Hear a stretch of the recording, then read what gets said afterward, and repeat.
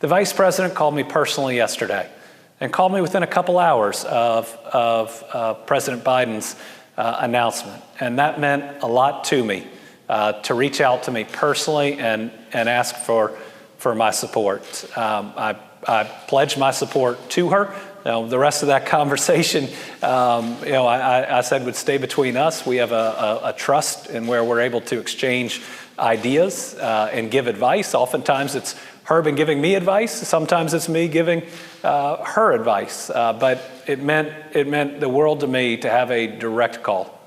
Can you say at all whether she mentioned the vice presidency? I'm not going to get into any of those details, but the call was about asking for my support, and I pledged it.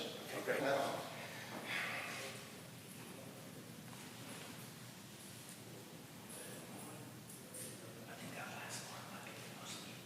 Are you interested in being a running mate, and what would you add to the ticket?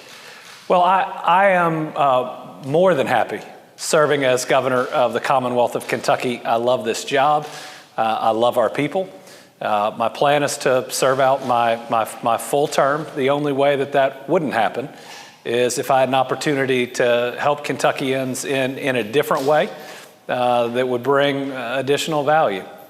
I don't know how the Vice President's process is going to go, but I certainly think what we've done here in Kentucky is something that should be a model for the country.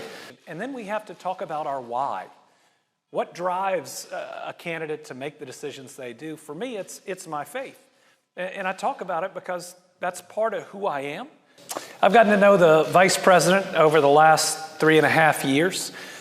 She is intelligent and strong, but she is also kind and empathetic.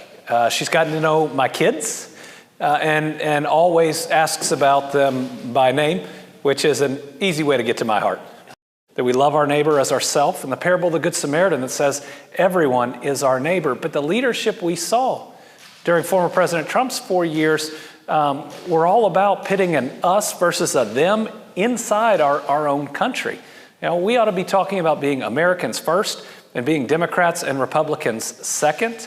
And everybody is exhausted about the constant back and forth. Everything is partisan right now. You're supposed to pick a team and everything from the car you drive to the beer you drink. Everything suddenly is partisan.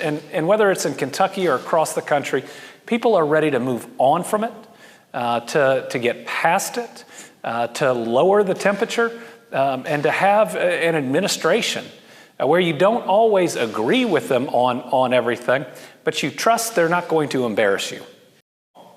First of all, Senator Vance tries to portray himself from Kentucky. I said it earlier, he ain't from here. He claims that Eastern Kentuckians are lazy, and that is offensive to me, and certainly has to be offensive to those in Eastern Kentucky. These are the proud coal miners who powered the country into the Industrial Revolution, created the strongest middle class the world has ever seen, powered us through 2 world wars. They should be celebrated and thanked and not attacked and looked down upon. And you don't get to just come to Eastern Kentucky a couple times in the summer and then maybe for weddings and a funeral and cast judgment on us. It's offensive.